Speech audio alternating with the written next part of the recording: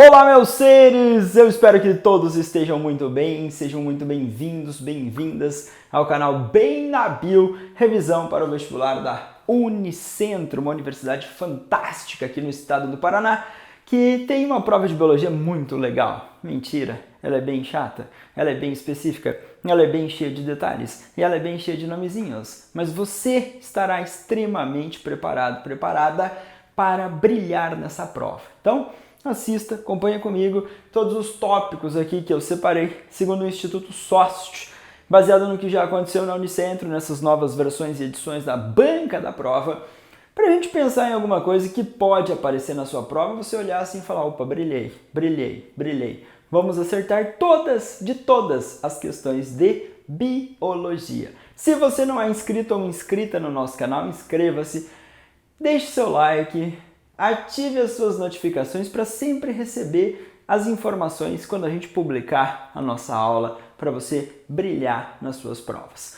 Começando com a ideia de citologia. Nas últimas edições, ela ficou enchendo o saco sobre organelas e suas funções biológicas. Eu projetei aqui uma organela maravilhosa chamada de mitocôndria, já que na última edição apareceu fotossíntese mais detalhada e algumas coisas. Então vai que aparece respiração celular aeróbica, vai que aparece. A respiração celular aeróbica é um mecanismo muito importante com o objetivo de produzir adenosina trifosfato, ou ATP, que é sinônimo de energia. Essa respiração celular aeróbica ocorre em 3 etapas organizadas. Em ordem, você não vai esquecer a ordem. A primeira etapa chama-se glicólise e vai ocorrer fora das mitocôndrias. Ocorria lá no citosol ou no citoplasma das células. Aquela historinha de que a glicose entrou na célula, aí a glicose vai ser fosforilada para ela não sair da célula, e aí as enzimas vão chegar e começar a picotar e quebrar a glicose. Vai produzir NADH, vai produzir piruvato, que é o ânion do ácido pirúvico. Nessa etapa, nós teremos um saldo positivo de 2 ATPs, já que serão investidos 2, serão produzidos 4 e a gente vai ficar com um saldo positivo de 2. Mas o foco aqui talvez é errar o local que ocorre. Ela ocorre no citosol, naquela parte gelatinosa ali, no citoplasma das células. Então, fora da mitocôndria. Quando foi produzido o piruvato, esse piruvato é transportado para o interior da mitocôndria. E aqui na matriz da mitocôndria, esse espaço gelatinoso, nós temos a oxidação do piruvato. Vai ocorrer a entrada do piruvato, vai existir lá enzimas importantes, vai ocorrer a formação do acetilcoenzima A gente vai ter retirada de gás carbônico, de hidrogênio, e nós teremos a formação do acetilcoenzima A. E aí vai reagir com o oxalacetato, ou ácido oxalacético, formando o ácido cítrico, ciclo de Krebs ou ciclo do ácido cítrico, numa sequência maravilhosa de eventos. Se nós olharmos para essa sequência maravilhosa de eventos do ciclo de Krebs, nós teremos a liberação de gás carbônico, de NADH, de FADH2, e esses serão encaminhados. O CO2 vai sair por difusão. O NADH e o FADH2 serão encaminhados para a membrana interna das mitocôndrias. Lá vai existir um sistema transportador dos elétrons e dos hidrogênios, na famosa cadeia respiratória. Lá vai existir a ATP sintase ou ATP sintetase. E aí os hidrogênios que ficam concentrados aqui no espaço entre as membranas, eles retornam pela ATP sintase ou sintetase, e aí ocorre a síntese de grande parte de ATP. A fosforilação oxidativa é a etapa que mais produz ATP.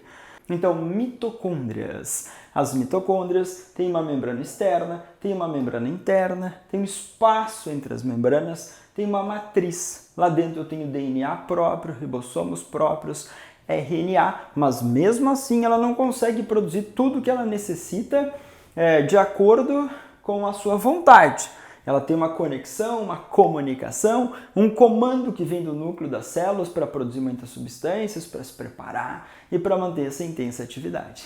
Lembra que mitocôndrias e cloroplastos têm uma origem explicada pela teoria da endossimbiose, de que mitocôndrias e cloroplastos eram procariotos primitivos, foram fagocitados pelas células eucarióticas em formação nos mares primitivos e passaram a viver dentro das células. E essa relação deu boa e estamos juntos há muito tempo, Então, resume aí, glicólise fora da mitocôndria, ciclo de Krebs na matriz, fosforilação oxidativa nas cristas, na membrana interna das mitocôndrias. Em ordem, processo organizado, processo muito bem marcado e marcante na síntese dessa substância chamada adenosina trifosfato.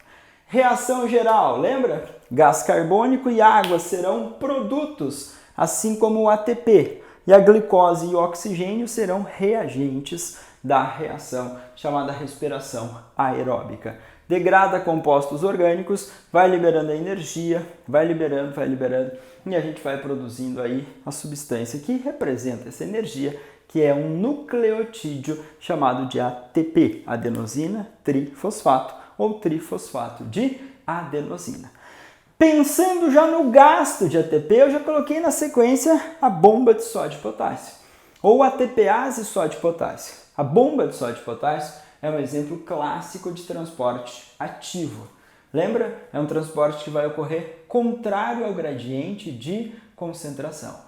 E esse transporte contrário ao gradiente de concentração, ele necessita de uma proteína carreadora ou carregadora. Pega a substância de um lado, joga para o outro, pega de um lado, joga para o outro, pega de um lado e joga para o outro. E quando ela faz isso, contrário ao gradiente, da onde tem menos para onde tem mais, ela vai gastar ATP. Então é essencial que eu tenha uma produção de ATP para manter o funcionamento da bomba de sódio e potássio. Mas o que a bomba faz? A bomba mantém uma diferença de concentração entre os meios extra e intracelular, principalmente em células excitáveis, a prova pode lembrar. Tipo, neurônios. Os neurônios. Esses neurônios são bem famosos. Eles podem estar em repouso. Quando o neurônio está em repouso, a carga externa é positiva e interna é negativa. E a bomba de sódio e potássio atua para manter esse potencial de membrana em repouso, deixar o neurônio polarizado, jogar o sódio para fora, concentrar esse sódio fora, potássio para dentro, mantendo uma diferença de concentração na quantidade desses íons dentro e fora das células. No tecido muscular, também é um tecido excitável, responde a um estímulo. Bomba de sódio e potássio está atuando, jogando sódio para fora, potássio para dentro. Especificamente, 3 sódios são lançados para fora e 2 potássios para dentro. E vai manter uma diferença de concentração. Diferente dos transportes passivos, que não gastam energia, que as substâncias saem da onde tem mais para onde tem menos, ou seja, favoráveis ao gradiente, o transporte ativo ocorre contra o gradiente e gasta energia extra na forma de ATP. Então, por favor, cuidado com essa lembrança. E nas últimas versões nós não tivemos divisão celular. Eu arrisquei a meiose, porque a meiose é uma divisão celular muito importante e vai envolver a vida do mundo dos vegetais, porque lá nos vegetais a meiose é espórica e ela produz esporos. Lá nos animais, a meiose é gamética e ela produz gametas. Então, os animais têm um ciclo de vida que nós chamamos de haplobionte, diplonte. Haplobionte porque nós temos um adulto. Diplonte porque ele é diploide. E a meiose que ocorre ali é chamada de final ou gamética, que tem como objetivo a produção dos gametas. No ciclo de vida dos vegetais, ciclo de vida de plantas, é um ciclo diplobionte. Nós temos 2 adultos.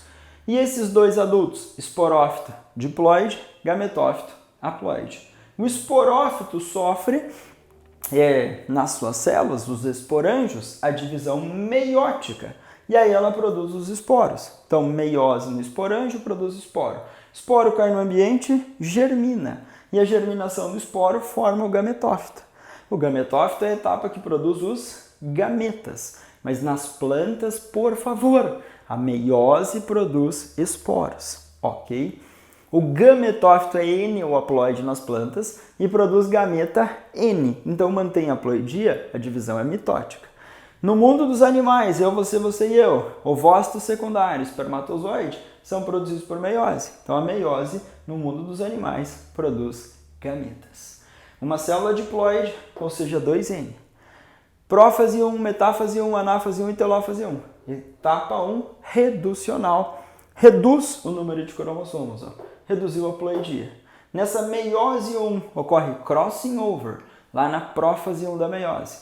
Troca fragmentos de cromossomos homólogos, ou as cromátides homólogas trocando pedacinhos. Cromátides homólogas, não irmãs, homólogas. Tipo, você tem um cromossomo aqui, muito bem, esse é um cromossomo de origem paterna.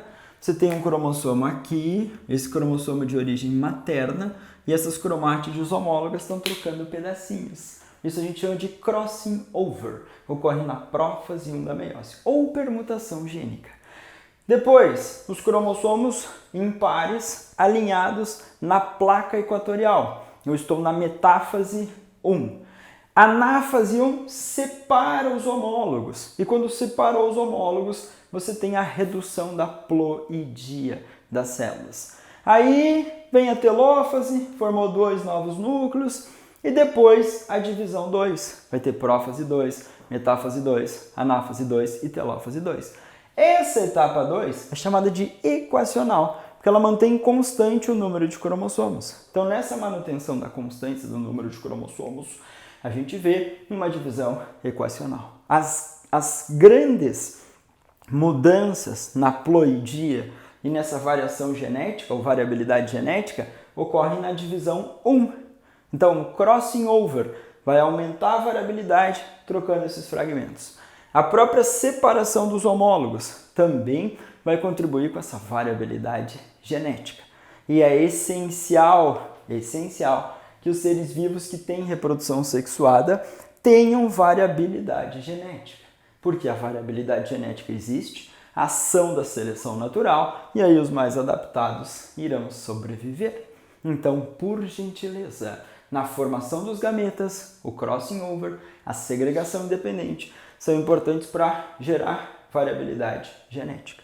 Essas 4 células formadas são geneticamente diferentes. E aí, se eu tenho gametas diferentes, encontro parceiro, parceira, cruzamentos, fecundação, mais variabilidade, só alegria para o processo evolutivo, tá? Então, por gentileza, tente fazer lembrança desses 3 tópicos. Transporte ativo, a bomba de sódio e potássio, respiração solar aeróbica e meiose. Genética. Genética é aquilo que é hereditário. A meiose produz o quê? Os gametas. Quando produzir o gameta, é a célula que contém os cromossomos que eu vou transmitir aos descendentes. Tudo junto, tudo junto. Mas antes eu fui para uma genética chamada de molecular. Você lembra que o DNA tem dupla fita. Adenina, pareamento com timina. Citosina, pareamento com guanina. Entre adenina e timina, 2 pontes de hidrogênio. Entre citosina e guanina, 3 pontes de hidrogênio. Adenina e timina, 2 pontes, parzinho, A com T, A com T, C com G. 3 pontes de hidrogênio. E aí, você tem lá adenina e guanina, bases púricas. Eram bases maiores, tinham 2 anéis. Citosina e timina, claro, no DNA, no RNA uracilo também, ou uracila, são bases pirimídicas, tinham apenas um anel na sua estrutura. O DNA tem uma capacidade de fazer cópia, e essa cópia nós chamamos de duplicação. Aqui é um S, tá? Transcrição, faltou a perninha do S. Transcrição. Se nós olharmos para o DNA, ele contém 2 fitas, estava lá. DNA nas células dupla fita. Produz um RNA mensageiro. Onde tem timina no DNA, orienta adenina. Então, se aqui tem uma timina, vai orientar uma adenina. Mas se aqui tiver uma adenina sócio, vai orientar uma uracilo ou uracila. Se aqui tiver uma citosina, aqui vai ter uma guanina. AUG, 3 letrinhas no RNA mensageiro, um códon. E esse códon orienta um aminoácido na proteína. No código genético, nós temos 64 códons, sequências de 3 letrinhas do RNA mensageiro. Dos 64 códons, 3 indicam fim da síntese de proteínas, o AA, o AG, o GA.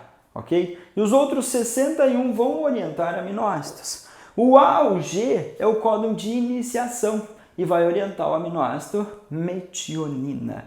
A, o G, um códon de início da síntese de proteínas. A síntese de proteínas a gente vai chamar de tradução. Então, a partir do RNA mensageiro, cada três letrinhas, vem o RNA transportador, transporta o aminoácido. O RNA mensageiro tem o códon, o transportador tem o anticódon e coloca o aminoácido na formação de proteína até chegar num códon de fim, o AA, o AG, o GA. Códons de finalização para dizer acabou a síntese de proteínas. Nas células eucarióticas, duplicação do DNA e a transcrição ocorrem no núcleo das células. A duplicação é uma coisa que vai acontecer lá na interfase antes da divisão celular. A síntese de proteínas aqui vai ocorrer na interfase, vai começar lá na G1, depois S duplica o DNA e termina o processo em G2. Então, do DNA para RNA, transcrição. Do RNA para proteína, tradução. Nas células eucarióticas, como tem compartimentos, o núcleo é um grande compartimento onde ocorre a transcrição. Lembra que nos eucariotos tem sequências que nós chamamos de introns e exons. E aí vai existir o splice, que é a retirada dos introns, deixar somente os exons. E aí eles saem nessa sequência do RNA mensageiro funcional. Então esse RNA mensageiro funcional só tem os exons, que serão sequências expressas. E aí, lá no citoplasma, associação com o ribossomo, RNA transportador e a produção de uma proteína. Se eu olhar para a genética que envolve cruzamentos e heridogramas, eu coloquei um sistema ABO, não apareceu genética na Unicentro, nessas novas versões de prova, então eu coloquei aqui um heridograminha de boinha, sistema ABO, acho que ele vai te dar essa aí, para você brilhar, falar, opa, brilhei. Tem um indivíduo tipo sanguíneo A. Teoricamente, esse indivíduo manteve um cruzamento com o indivíduo B e resultou em 2 descendentes. Um do sexo masculino, quadradinho, representação de sexo masculino, círculos, representação de sexo feminino. Então, o indivíduo do grupo A, ele tem que ser IA alguma coisa, IB alguma coisa. Mas você já olhou e viu? Descendente do sexo feminino é o grupo sanguíneo O. Então, é Izinho. Um dos alelos, Izinho, vem da mamãe, outro do papai. Então, basicamente, você tem um Izinho vindo daqui, genitor, outro Izinho desse genitor. Beleza. E qual é o genótipo desse indivíduo sócito? Ele vai ter que receber o IB daqui, ó. Ele vai ser IB, ele não pode receber o IA, então ele vai receber o Izinho. Então, aí eu consigo fazer a identidade ou a identificação. Se a prova perguntar qual a probabilidade desse casal vir a ter um terceiro filho e ser do tipo sanguíneo AB, você separa o quadrinho de Punnett, você coloca IA, Izinho, IB, Izinho, que é o genótipo desses indivíduos que nós vamos cruzar. E aí você coloca lá IA, IB, você coloca IB, Izinho, você coloca IA, Izinho, Izinho. Perceba que o IA e B nem aparece, a ponta do meu pincel está zoado. Vamos trocar. Eu tenho aqui IA e B, 1/4 ou 25%. Ah, mas ele perguntou a probabilidade de nascer uma menina com o grupo sanguíneo AB. 1/4 para ser AB, vezes 1/2 para a probabilidade de sexo. E aí, 1/8 como resposta.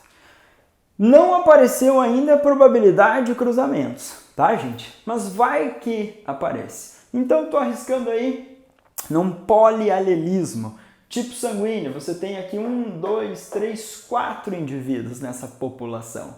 4 indivíduos. E você tem 1, 2, 3 alelos diferentes. O IA, o IB e o Izinho. Lembrando que o IA e o IB são codominantes. Quem é do grupo sanguíneo AB, ele vai ter os aglutinogênios A e B na membrana das hemácias. Então, a expressão dos 2 alelos no heterozigoto. Quem é O? Izinho. E perceba que se tem IAzinho, manifesta o IA, e Bzinho manifesta o IB. Então o alelo IA e o IB são dominantes sobre o Izinho, e o IA e o IB são codominantes entre eles. Então é a parte teórica xarope da genética. Tipo sanguíneo, sistema BO, um caso de polialelismo, quando você tem 3 ou mais alelos de um gene. Lembrando que os alelos são as formas mutantes desse gene. Também o Unicentro focou bastante nas edições, cobrando os seres humanos com a sua histologia e a sua fisiologia. Eu foquei aqui numa parte de hormônios e eu foquei aqui na histologia do tecido epitelial e conjuntivo. Se eu olhar para um órgão chamado pele, o que a nossa pele é? É um órgão formado pelo tecido. Esse aqui é tecido epitelial de revestimento estratificado, porque tem várias camadas, pavimentoso, porque a camadinha mais superficial as células são achatadas, queratinizada. A nossa epiderme é queratinizada. Então os tecidos epiteliais, eles são separados em tecido epitelial de revestimento, tecido epitelial glandular ou secretor. Os tecidos de revestimento podem ser simples, como lá no intestino, simples prismático, umas coluninhas, com microvilosidades no intestino delgado para aumentar a área de absorção. Então, um epitélio simples, um epitélio estratificado, várias camadas, como a nossa epiderme.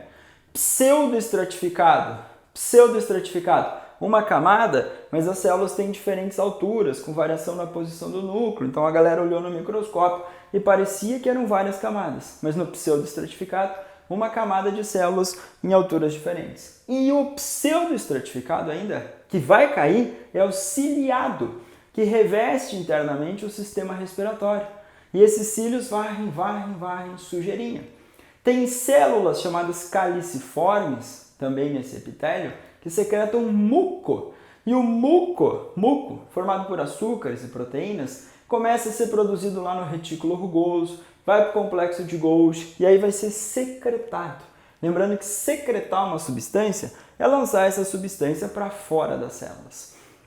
Ok? Na nossa epiderme, células chamadas de melanócitos estão na epiderme. Produzem a melanina que protege contra o excesso de raio ultravioleta. Queratinócitos produzem queratina, um epitélio queratinizado. Abaixo da epiderme eu tenho a derme papilar e a derme reticular. A papilar tem um tecido conjuntivo frouxo. A reticular tem um tecido conjuntivo denso, com mais fibras. E essas fibras são chamadas de colágenas. E essas fibras são produzidas pelos fibroblastos. Então, se ela pedir para você associar fibroblasto, você vai associar o tecido conjuntivo. É uma célula mais abundante aí do tecido conjuntivo propriamente dito. Os fibroblastos sintetizam as fibras, colágenas, elásticas, reticulares, que dão suporte, sustentação, preenchem espaço. O tecido conjuntivo tem múltiplas funções. Tinha uma célula grande chamada macrófago.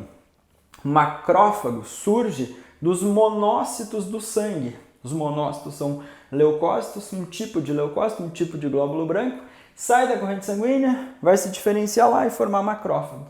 O macrófago macro, grande, fago com M, ele fagocita, ele apresenta antígeno, realiza fagocitose, apresenta antígenos, serve para nos defender ou contribui com a defesa corporal. Nós temos ainda no tecido conjuntivo células chamadas de mastócitos. E essas células liberam aquelas substâncias como a histamina, como a heparina. E essa substância, histamina, está associada a situações de inflamação. Então ela vai promover inflamação, ações na alergia, promovendo aumento do vaso, dilatação do vaso sanguíneo, inchaço no local, vermelhidão. Então essa substância é produzida pelo mastócito. Estão no tecido conjuntivo, mastócito, fibroblasto, macrófago, presentes nesse tecido conjuntivo. Epiderme mais derme forma a nossa pele. A nossa pele tem alguns anexos, como os pelos, que são queratinizados, as unhas, estruturas queratinizadas.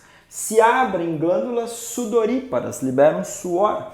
Quando a gente sua, esse suor vem na superfície, a água vai evaporar e contribuir com a nossa perda de calor para o ambiente, para manter a temperatura corporal constante. Se estiver muito frio, o nosso sistema nervoso vai disparar sinais. O hipotálamo é o centro do sistema nervoso que faz esse controle de temperatura.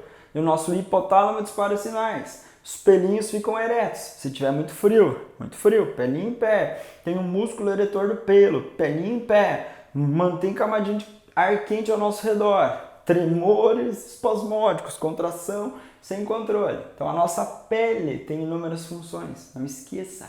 A luz acerta, começa a sintetizar a vitamina D, vai passar lá no rim, no fígado para terminar depois, mas começa na pele a partir do colesterol. Pele, glândula sudorípara, joga água, sais resíduos nitrogenados. Glândulas sebáceas se abrem e secretam sebo para lubrificação. Fisiologia dos humanos. Eu foquei em hormônios. Nas últimas edições, falou em córtex cerebral, falou em rim, falou em fígado, falou em sistema digestório. Falei, cara, falou em algumas coisas do sistema nervoso, mas por que não falar em hormônios uma hora dessa? E aqui eu pensei ainda na fisiologia da reprodução. Bem focado ainda, tô bem louco na revisão, para brilhar. FSH e LH são hormônios da hipófise. E esses hormônios da hipófise, adenohipófise, são liberados. Lembra que o hipotálamo, que é o centro da homeostase, também dispara sinaizinhos? O hipotálamo produz o GnRH, que era o hormônio liberador das gonadotrofinas, que vai atuar na adenohipófise e vai estimular a produção de FSH e LH. Cai na corrente sanguínea o FSH, chega no ovário, estimula a produção do estrogênio. O estrogênio vai atuar no útero. Hipófise, ovário, útero. Vai preparar o endométrio. O endométrio vai começar a crescer e se desenvolver, a camada mais interna do útero. Aumentou o estrogênio, inibe a liberação do FSH. Mas o aumento do estrogênio estimula a liberação do LH. Tem um pico de LH antes de um fenômeno chamado ovulação. Então esse pico de LH permite a ocorrência da ovulação. Libera o ovócito secundário. O ovócito secundário sai do ovário para a tuba uterina.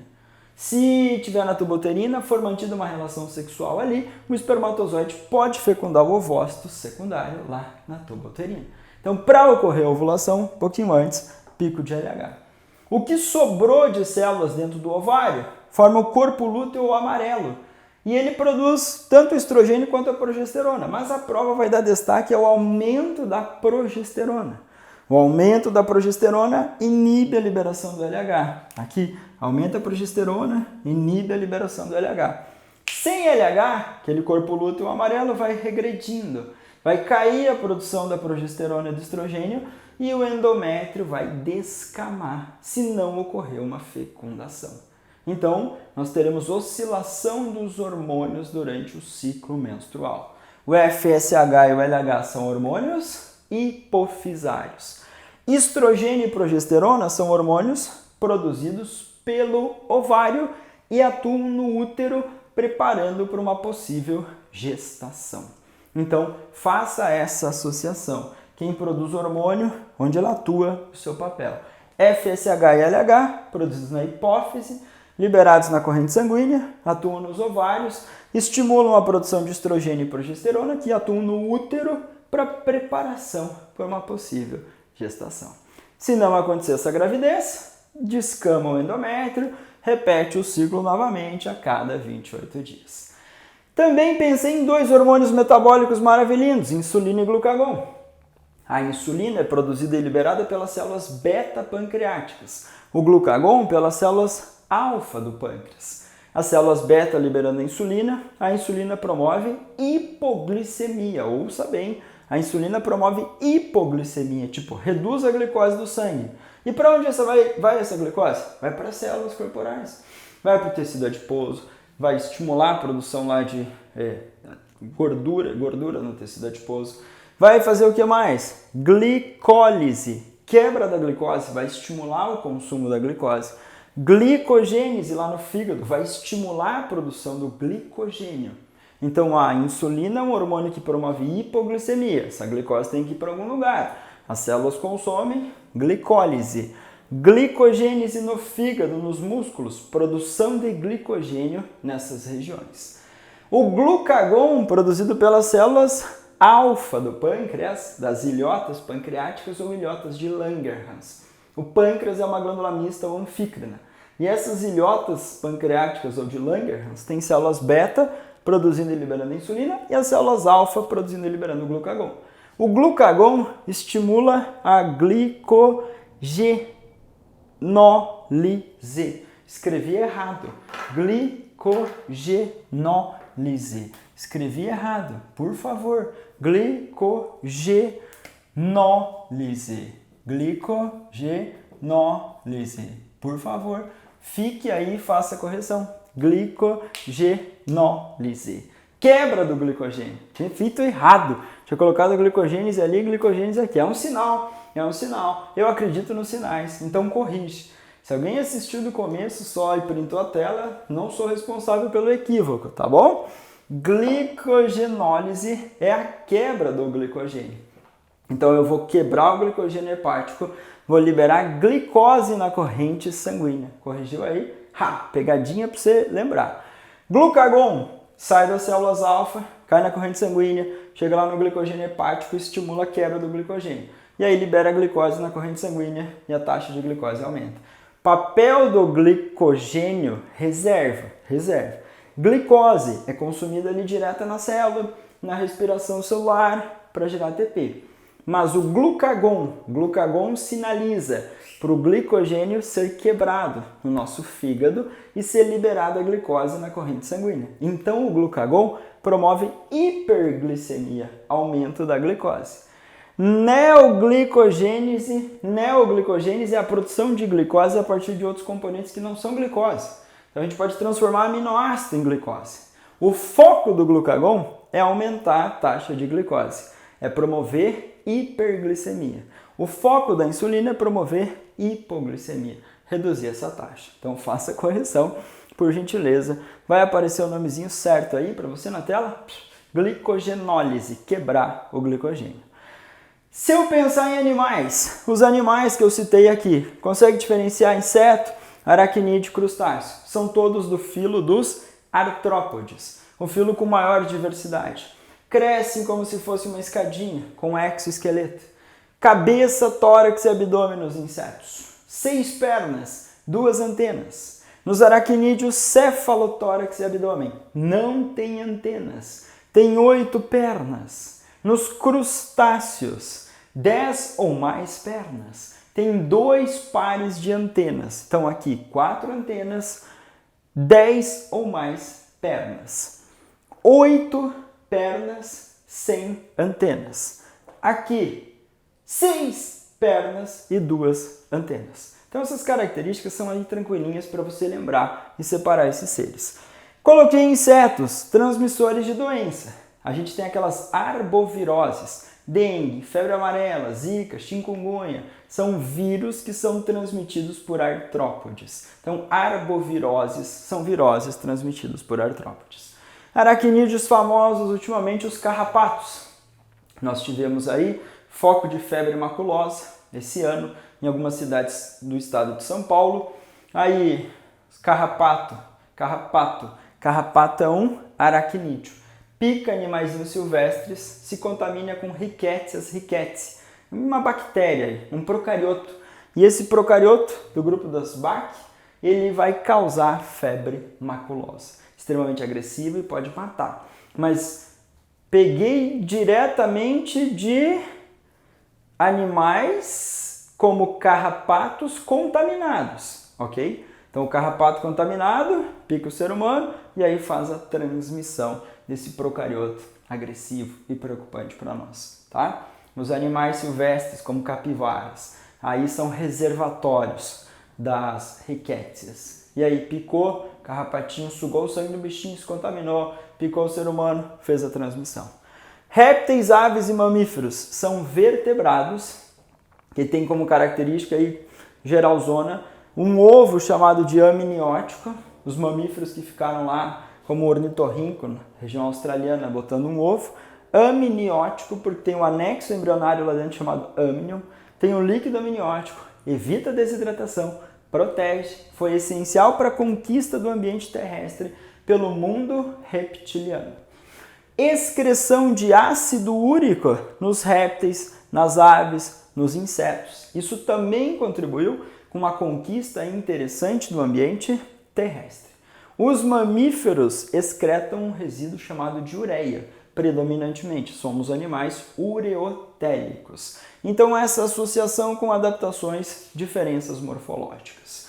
Se eu olhar para controle de temperatura corporal, aves e mamíferos são animais chamados de endotérmicos / homeotérmicos. Então, eles geram calor interno e isso contribui para a manutenção da temperatura corporal constante. Já os répteis são ectotérmicos / pecilotérmicos. Tem uma temperatura corporal variável, conforme o ambiente, e a influência desse ambiente é muito intensa na manifestação da atividade vital do mundo dos répteis. Inclusive, lembra que a temperatura ambiental pode influenciar na expressão do sexo nos ovos que os répteis colocam no ambiente. Então a gente tem essa influência ambiental bem intensa. Quando nós olhamos para a botânica, eu separei hormônios vegetais que não apareceram ainda e alguns órgãos vegetais, porque a prova já pensou em tecidos misturado com órgãos. Então vamos juntar tudinho. Se eu olhar para hormônios vegetais, perceba que eu foquei em hormônio humano e hormônio em planta. O etileno é um hormônio gasoso que vai estimular a maturação dos frutos. Então, etileno é um hormônio gasoso, maturação de frutos carnosos. As auxinas são hormônios que promovem o crescer das plantinhas. Inclusive aquele movimento assim. Se a plantinha receber luz de forma de um lado só ou unidirecional, a plantinha cresce em direção à luz. Isso a gente chama de fototropismo. Planta crescendo em direção à fonte de luz. No lado que tem mais luz, menos auxina. A auxina é fotofóbica, tipo, não curte muita luz. A auxina vai se acumulando aqui onde tem menos luz e as células vão crescendo mais. E aí essa região menos iluminada faz com que a planta se curve. Então, se a prova é colocar tropismos, associe com auxinas.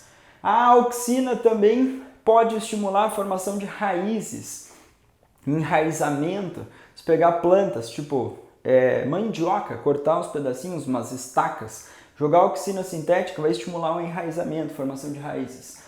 As auxinas também podem estimular a formação de frutos partenocárpicos. Frutos partenocárpicos são frutos sem semente, então tem o desenvolvimento para a ação dela.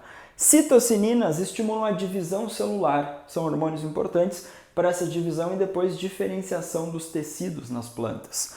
Giberilinas estimulam a germinação, G de giberilina, G de germinação. Se estiver muito quente, temperatura muito alta, eu não escrevi, mas o ácido abscísico. O ácido abscísico é um hormônio que vai estimular o fechamento dos estômagos. Não coloquei ele, mas anota aí, ácido abscísico. Esse ácido abscísico estimula a dormência de gemas, de sementes. Se estiver muito quente, é um hormônio que vai atuar no corpo dos vegetais, estimulando o fechamento dos estômagos. Ácido abscísico. Dentro dos órgãos vegetais, o que a gente consome? Tipo frutos, baga, com várias sementes no seu interior, como tomate, melancia, melão, pepino, abóbora. Pêssego tem um caroço, então tem uma drupa, tipo a manga, tem caroço no seu interior, um fruto do tipo drupa. Maçã é um pseudofruto, assim como morango, abacaxi são pseudofrutos. Ah, mas eu comi mandioquinha frita, lá tem um parênquima chamado amilífero.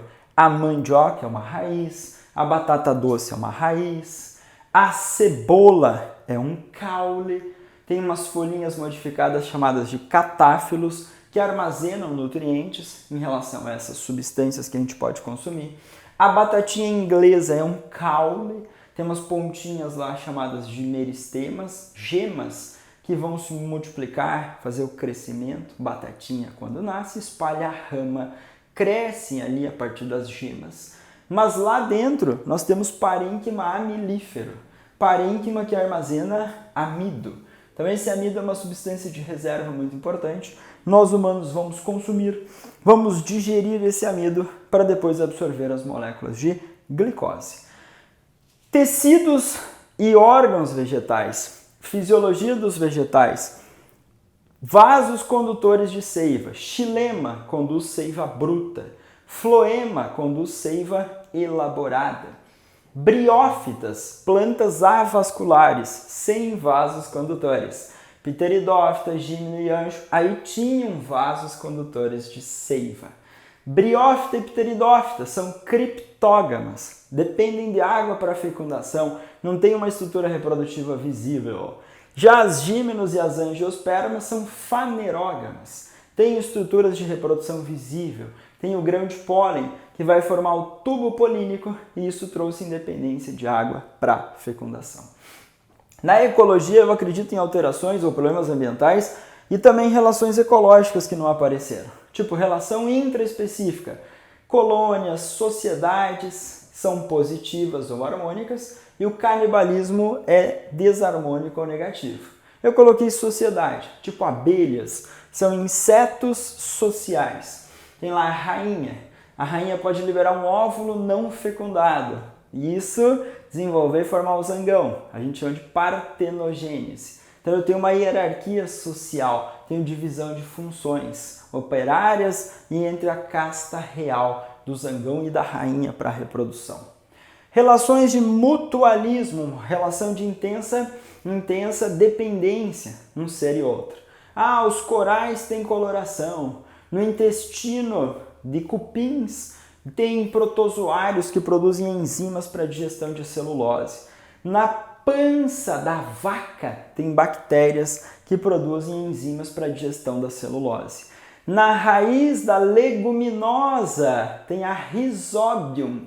Rhizobium é uma bactéria importante que vai fazer mutualismo para fixação do nitrogênio. Então é uma relação entre seres de espécies diferentes, interespecífica e harmônica, porque esse povo é beneficiado e tem uma íntima dependência. Competição pode ser intra ou interespecífica. Competição pode ser entre seres de uma mesma espécie, por recursos do ambiente, alimento, moradia e por parceiros reprodutivos. Isso na intra, por parceiros reprodutivos. Na inter, entre seres de espécies diferentes, você não vai competir por parceiros reprodutivos, mas por recursos desse ambiente. Amensal, escreve aí, reação de inibição. Inibir, o amensalismo está associado à inibição. Por exemplo, fungos que produzem a penicilina. E esses fungos são seres que liberam essa substância e essa substância inibe o crescimento de bactérias. Então, uma relação amensal. E o parasitismo. Parasitismo interespecífico, desarmônico. O hospedeiro é prejudicado e o parasita ganha. O Esquistossoma mansoni é um platelminte. Ascaris lumbricoides, um nematelminte. Trypanosoma cruzi, um protozoário. Vírus da dengue, bactéria ou rickettsia na febre maculosa. São parasitas, vão viver às custas dos seus hospedeiros. O objetivo não é matar, mas infelizmente pode. E aí a gente vê essas relações ecológicas com essa interação, essa ação. Tudo isso também pensando nas ideias de evolução. Eu coloquei aqui seleção natural, duas palavrinhas, sobrevivência e reprodução. Aqueles indivíduos que sobrevivem mais têm mais chance de deixar descendentes. Disruptiva era um tipo de seleção natural em que você tem a seleção dos dois extremos. Tinha a seleção direcional, usa antibióticos, elimina as bactérias menos resistentes e mantém a resistente, direcional. Estabilizadora, vai selecionar o fenótipo intermediário. E a disruptiva vai selecionar os dois extremos. As mutações, a reprodução sexuada, elas são importantes para gerar variabilidade genética. A reprodução sexuada, quis apontar aqui para a formação de gametas. Elas vão gerar variabilidade genética. As mutações ocorrem ao acaso. Não ocorrem para adaptar a espécie ao ambiente, ao acaso. Deriva é ao acaso. A deriva, atua em populações pequenas. Aquela história de você ter um grupo pequenininho, dá uma ilha, entrou em erupção vulcânica e matar boa parte da população e alterar a frequência dos alelos de um gene, lá no equilíbrio de Hardy-Weinberg. E aí a gente vê deriva alterando a frequência de alelos. Mutação ocorre ao acaso, uma alteração nas letrinhas do material genético gerando variabilidade. Quando nós temos variabilidade genética, ação da seleção, sobrevivência dos mais adaptados no pensamento da teoria de seleção natural de Charles Darwin. Isolamento reprodutivo. O isolamento reprodutivo é ver que os indivíduos da população não cruzam mais entre si. O isolamento pode ser antes da fecundação ou pós-zigótico. Mas lembre-se que o isolamento reprodutivo leva à especiação. A especiação pode ser simpátrica no mesmo ambiente, pelo menos em teoria, mas ela geralmente aparece na sua prova como alopátrica, em ambientes diferentes, populações que foram separadas, um rio que separa ilhas e os indivíduos sofrendo mutação e seleção lá, cruzando só entre eles. Aí eu tenho formação de novas espécies, um fenômeno chamado de especiação. Para existir a especiação, a gente vai precisar desse isolamento reprodutivo.